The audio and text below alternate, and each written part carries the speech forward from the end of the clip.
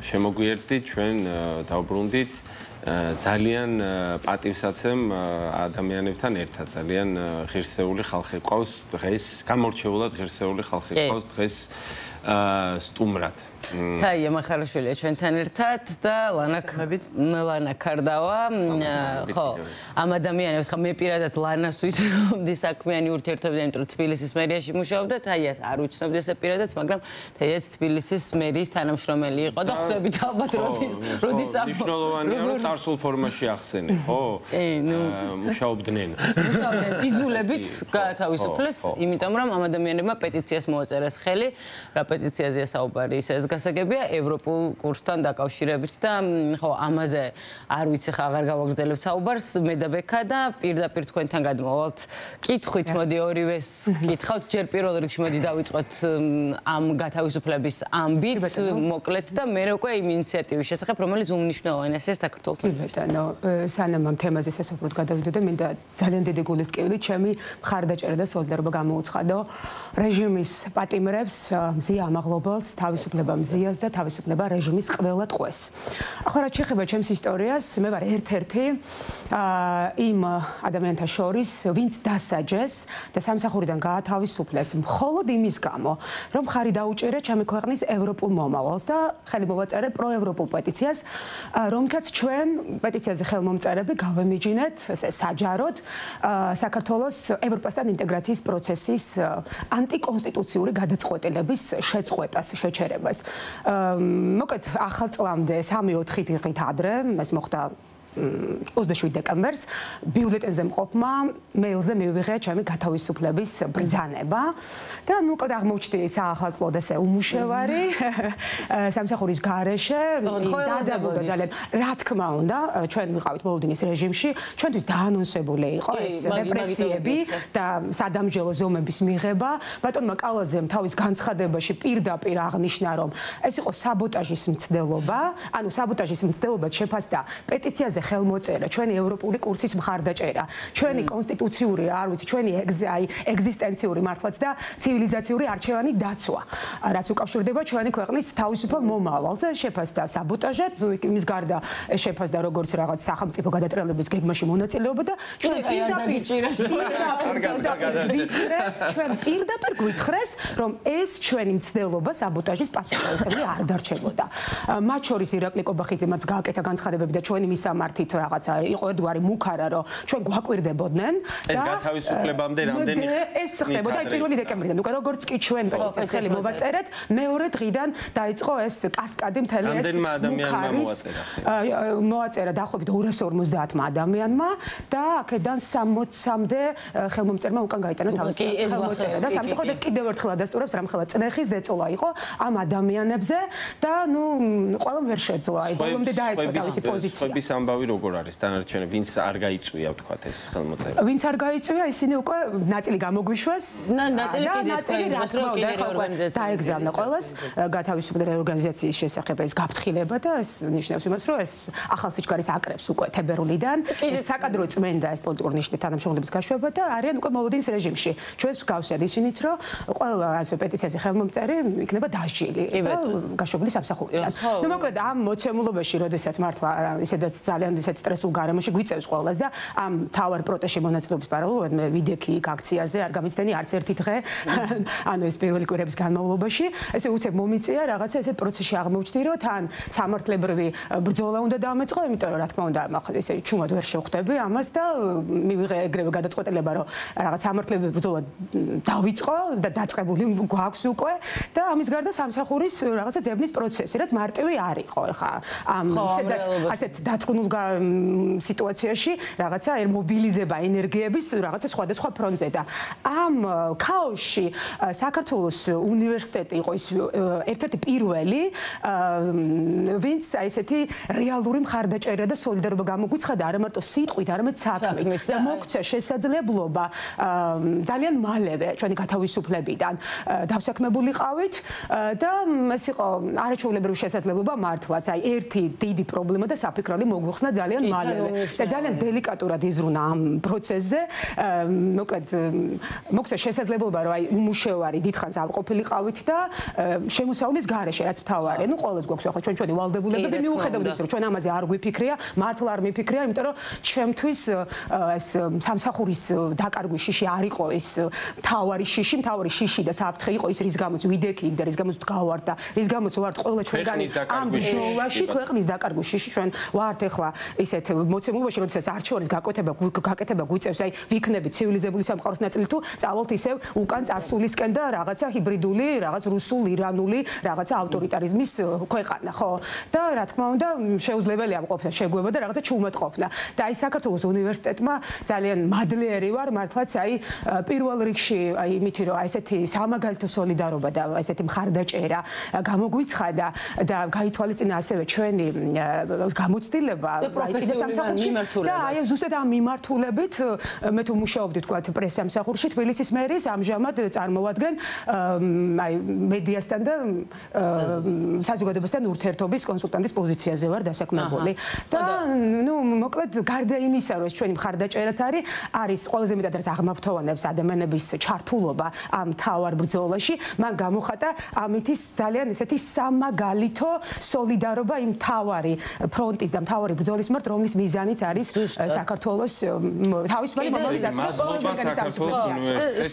დიდი მადლობა ამ ყველაფერს რაც მთავარი აღმოჩნდით იმ გარემოში სადაც ადამიანის ფუნდამენტურ უფლებებს თავისუფლებას ცემენ პატივს სადაც არავის არ აქვს შიში რომ თავისი სამოქალაქო პოზიციის ხმამაღლა დაფიქსირების და აი ამ ყველაფრის გამო გაუშვებენ სამსახურიდან და ეს არის საშინელი სამართლის განცდა როდესაც ამის გამო გიშვებენ სამსახურიდან 17 წელია თბილისის მერიაში მუშაობდა წინა ხელისუფლების პერიოდში და არასოდეს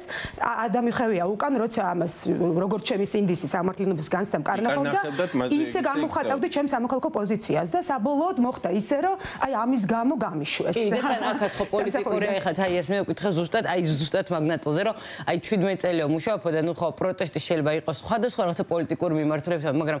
აქ ხო უკვე პოლიტიკასაც ვცდებით ხო ანუ ქვეყნის ევროპულ კურსზეა საუბარი და ამის გამო გახადეს იზოლებული კი არა გამოგიშვეს გაგათავისუფლეს სამსახური ეს ხო არ იყო თან რაღაცა პარტიულ ამბებს ეს პარტიული საკითხი რა თქმა უნდა აქ საინტერესო ერთი ნიუანსი რაც გამახსენდა ახლა ლანას საუბრისას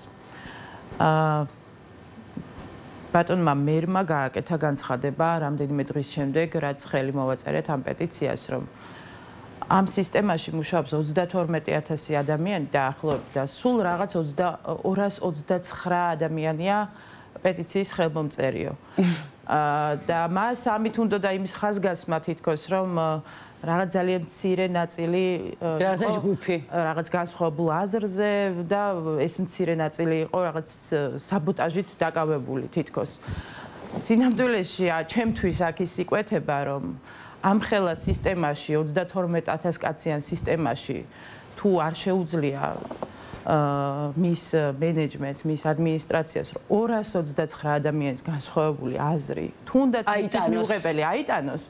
ეს საერთოდ არ მეტყველებს კარგად მასზე და არ მეტყველებს კარგად ამ სისტემის გამართულობაზე. ეს არის მთავარი პრობლემა, თორემ პრობლემა ის არ არის ვის რა აზრი გვექნება, თუნდაც პოლიტიკური. თუმცა ეს აზრი და ეს ჩვენი გადაწყვეტილება, ჩვენი ხელმოწერა, რომ მართლაც ზეპარტიული საკითხი იყო და ეს იყო ქვეყნისთვის უმნიშვნელოვანესი საკითხი და არის და დარჩება ქვეყნისთვის უმნიშვნელოვანესი საკითხად, ეს კიდევ ყველაზე მთავარია ამ ამბავში. თუმცა სიმართლე გითხრათ, გული არ მწყდება. ეს არის უსამართლობის განცდა, თუმცა ამავე დროს ეს აღვივებს ბრძოლის სურვილს. იმ ბრძოლის სურვილს, რომელიც ისედაც დიდი ხანია ქვეყანას დაწყებული აქვს. და ეს უბრალოდ გადმოდის უკვე ინდივიდუალურ დონეზე, რომ ჩვენ ის ადამიანები, ვინც გაგვათავისუფლეს და ეს არ ეხება მარტო მერიას, საჯარო რეესტრიდან და უამრავი სხვა უწყებიდან არიან გათავისუფლებულები, ადგებიან მაინც იმ ერთადერთ სწორ გზას, რომელიც მიუხედავად იმისა არ ვიცით, სადამდე მიგვიყვას არსებული სასამართლოს პირობებში მაინც მივდივართ იქეთ, რომ სასამართლოს მივმართოთ და სასამართლო მიიღოს გადაწყვეტილება ამ ყველაფერზე. იცით რა არის ახლა სასამართლოს ნაწილზე არ ვილაპარაკოთ, გასაგებია ისეც, მაგრამ სხვათა შორის ისეთი დარღვევებით არის ხოლმე ეს გათავისუფლება, რომ მაგალითად ხა წულუკიანი რო იყო იუსტიციის მინისტრი, მაშინ რამდენი წლების წინ ძალიან ბევრმა ადამიანმა მოუგო დავა მაინც ანუ ამ სასამართლო მაჩვენებლებს პოლიტიკური ნიშნება. იმდენად პრიმიტიულია ის საფუძველი, ის გამოც ამ ხალხს ათავისუფლებენ, იმდენად დაულაგებელი და ჩამოუყალიბებელია ის საფუძველი, რომ ჯანსაღი სასამართლო სისტემის პირობებში ამ საქმეების მოგება არის უმარტივესი. ნამდვილად შემიძლია. პრიმიტიულია, მაგრამ შესაძლებელი. პრიმიტიულია, მაგრამ ამასთან არის თან თავზარდამცემიც, ხო? მე მაინტერესებს, აი ვთქვათ, იგრძენით თუ არა ამ მერის ამ გადაწყვეტილების შემდეგ თვითონ თქვენს კოლეგებში, თანამშრომლებში სოლიდარობა იყო თუ არა, ან წერენ შეიძლება იქ ღიად ვერ ლაპარაკობენ, ვიღაცამ შეიძლება ღიად დააფიქსირა კიდეც აზრი, ვთქვათ, რა ამ ხრივ რა ვითარებაა, ვთქვათ, ორივესთან მაქვს ეს კითხვა. იცით ეს ცნაურია შეიძლება ითქვას, მაგრამ იყო ნაწილი ადამიანების, რომლებმაც მაშინ იმავე დღესვე დაგვირეკეს, დაგვიკავშირდნენ, გამოხატეს რაღაც წუხილი ამ ყველაფრის გამო, მხარდაჭერა გამოთქვეს და ამ შემდეგ და ზოგ შემთხვევაში ესენი იყვნენ ის ადამიანები, რომელთაგან ყველაზე ნაკლებად ველოდი ამ ზარებს და იყვნენ არიან ადამიანები, რომელთაგან ამ დუმილს საერთოდ არ ველოდი, თუმცა ესეც ამ ვითარებაში ილუსტრაცია კარგია. გასაკვირი არ არის პრინციპში ამ ვითარებაში. და აი ამ ყველაფრის ფონზე და ზუსტად იმის ფონზე, რომ ის კოლექტივის სივრცე, ის უწყება, სადაც ამდენი წელი მუშაობ, საქმეს აკეთებ პატიოსნად, კეთილსინდისიერად და პროფესიონალურად უდგები იმ ყველაფერს, რაც გევალება, ამის ფონზე, როცა იღებ აი რაღაც თუნდაც იმ ნაწილობრივ ადამიანების იმ რაღაც გარკვეულ ნაწილისგან გულგრილობას საქართველოს უნივერსიტეტის ეს ინიციატივა იყო ჩემთვის მართლაც გასაკვირი. წაღანც ვამბობდი, რომ ბევრისგან ბევრი რამ არ გამკვირვებია, მაგრამ ეს ინიციატივა, სოლიდარობის ეს ხარისხი მართლა გასაკვირი იყო. ამაზეც ვთქვათ, მოკლედ რომ უნივერსიტეტმა შექმნა ფონდი, გამოყო ფონდი და გარკვეული პერიოდის განმავლობაში დაემიჯნე, რომლის შესახებაც მე ბევრი ინფორმაცია ნამდვილად არ მქონდა და ჩემი მეგობრის თხოვნით წავედი იმ შეხვედრაზე, სადაც ამ ფონდის წარმომადგენელი იყო და უბრალოდ გავისაუბრეთ. და რამდენიმე დღის შემდეგ მირეკავენ და მეუბნებიან, რომ მოდით კიდევ ერთი გასაუბრება ჩავატაროთ, თუნდაც ონლაინ რეჟიმში და ფიქრობთ, რომ ჩვენ თანამშრომელი ხდებით. ეს მართლა საოცრება იყო, მართლა არ ველოდი და დიდი მადლიერების გაცდა მაქვს ამის გამო და რაც მთავარია, ჩვენი კი არა, ზოგადად საგანმანათლებლო სისტემის არსი რაში მდგომარეობს, ეს არ არის მხოლოდ რაღაც განათლების მიცემა, ეს არის ღირებულებების გადაცემა პირველ რიგში. ყველა დონეზე, სკოლამდელი აღზრდიდან და უნივერსიტეტის ჩათვლით, ყველა დონეზე რაღაც გარკვეულ ღირებულებებს გადასცემენ მოქალაქეებს, მომავალ თაობას, ხო? აი საუნივერსიტეტო დონეზე, როდესაც სტუდენტი ხედავს და მაგალითად ხედავს, რას ნიშნავს სოლიდარობა, რას ნიშნავს თანამშრომლობა, რას ნიშნავს თანამშრომლისადმი მერე პატივისცემა, მის ინტერესების გათვალისწინება, ის ამ ყველაფერს ნამდვილად გამოიყენებს ამ თავს პროფესიულ ეთიკაში და ეს ძალიან მნიშვნელოვანია და ამ ფონდის მთავარი მიზანი კიდე რაც არის და რაც გვინდა აღვნიშნოთ, რომ ამ ფონდმა საკმაოდ ბევრი ადამიანი დაასაქმა სხვადასხვა უწყებიდან გათავისუფლებულები, მაგრამ მხოლოდ ერთი ფონდი, რა თქმა უნდა, ვერ გაწვდება იმ ყველაფერს, რაც წინ გველოდება, აგერ უკვე თებერვალი დაიწყო და რეორგანიზაციების დაწყებულია. ამ ყველაფერს ჭირდება ხარდაჭერა, სოლიდარობა და აი ამ მაგალითის გაზიარება. ეს მაგალითი უნდა გაზიარდეს სხვა კომპანიების მიერ და თუნდაც ერთმა პატარა კომპანიამ ერთი ადამიანიც კი რომ დაასაქმოს, ეს ძალიან დიდი საქმეა და ჩვენ იმედი გვაქვს, რომ ამ მაგალითს გაიზიარებენ. აუცილებლად აი ვუერთდები ზუსტად თაიმ რაც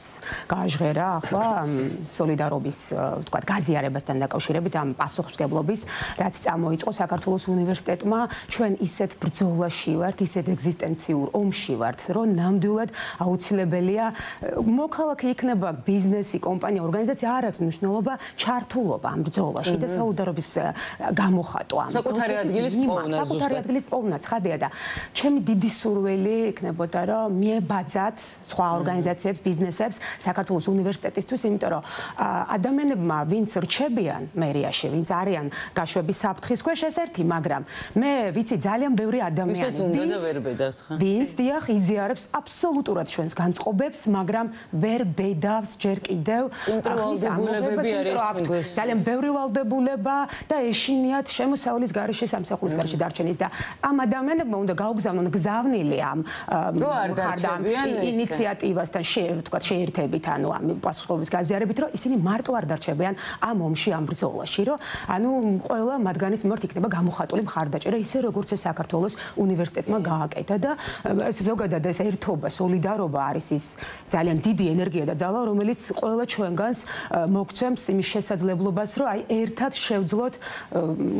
ქვეყნისთვის სასიკეთო ცვლილებები და ეს ამას აუცილებლად შევძლებთ. ერთად გომით და ესეთი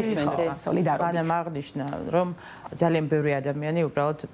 ჯერ კიდევ ვერ ბედავს ხმის ამოღებას მისი ვალდებულებების გამო. დამიჯერეთ, რომ ასეთი ადამიანი ძალიან ბევრია საჯარო სამსახურში და ეს გარედან ყიჟინი რომ დატოვე სამსახური და წამოდი და ნუ დადგები ამ ადამიანების გვერდით, ეს არ არის საკმარისი. უნდა შევთავაზოთ ჩვენ უნდა რაღაც გამოსავალი ყველამ ერთად ვიპოვოთ და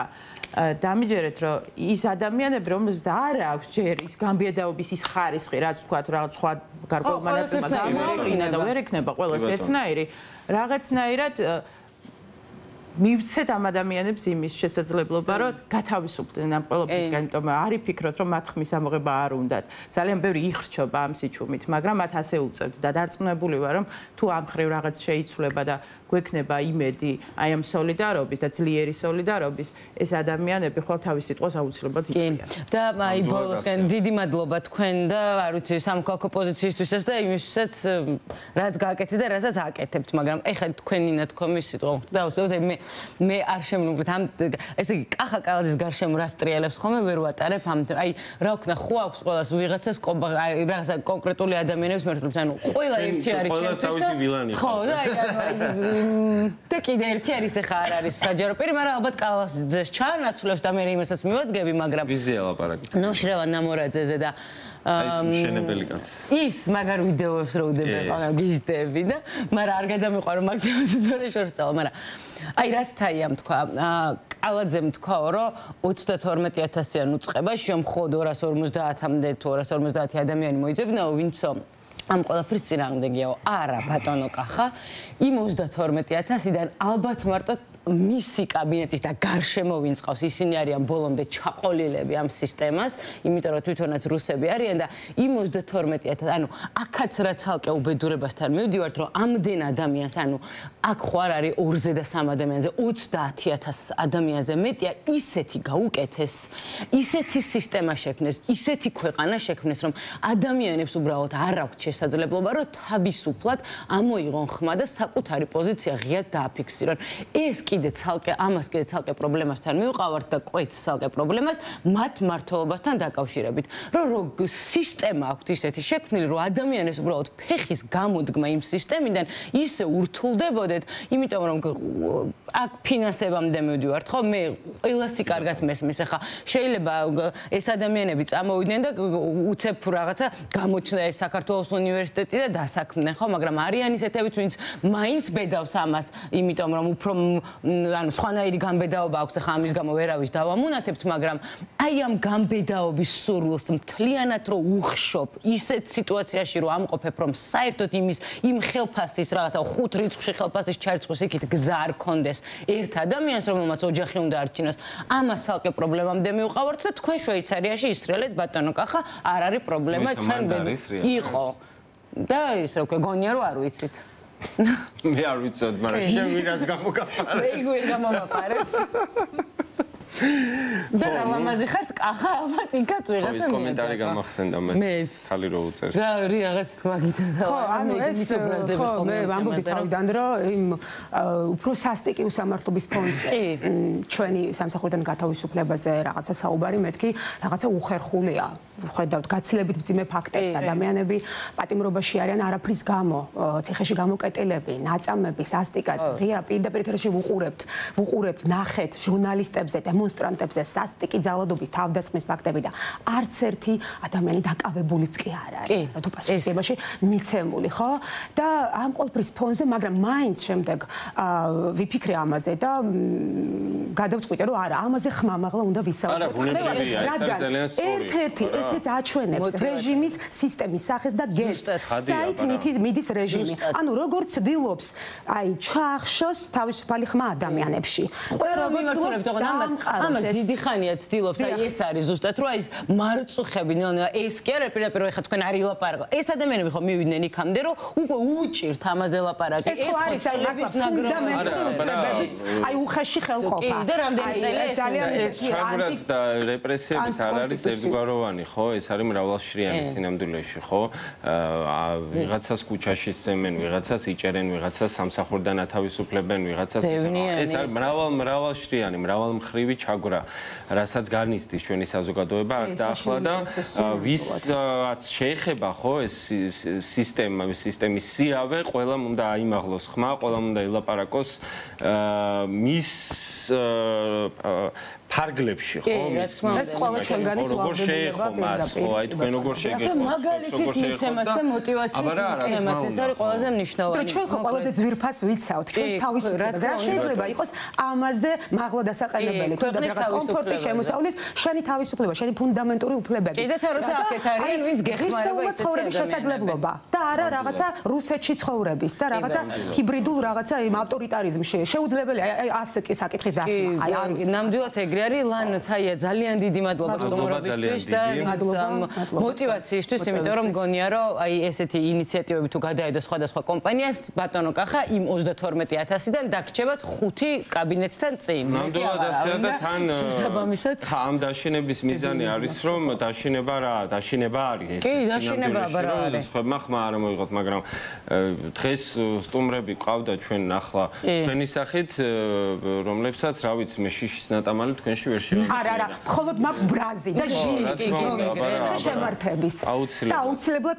ჩვენ სიმართლეს აი პირად ფრონტზეც იმ თავარი ფრონტის გარდა აუცილებლად ვიპოვოთ. აუცილებლად ამ შემართებით ნამდვილად გამიმარჯვებ და მადლობა ძალიან დიდი. აი ამ ყველაფერს ისე ამ დროს უკვე გვეტყოდნენ რომ გამოდით ეთერიდან გადაგჭრით რეკლამა და ვეღარ ხვდები ეს რეკლამა რო არ გვაქვს არხზე და ამ მდგომარეობაში რომ ჩვენ ესეთი კარგია თუ წუნდა მაგასაც აღარ ამბობენ რომ გადაგჭრიან რეკლამის გამო სავალდებულო არ არის რეკლამა ნეტა გადაგჭრით მართლა ნეტა ეხა რეკლამა გჭრიდეს მოკლედ ძალიან დიდი მადლობა სტუმრებს ჩვენც რეკლამა არ გადაწყდა არა რეკლამა ნუ რაღაცა იქნება რაღაცას გაუშვებთ გადაცემების რეკლამა ჩვენც უნდა დაგემშვიდობოთ ხვალ რა თქმა უნდა დილით შევხვდებით ერთმანეთს მანამდე კი დღეს გარეთ რუსთაველს რა თქმა უნდა ტრადიციულად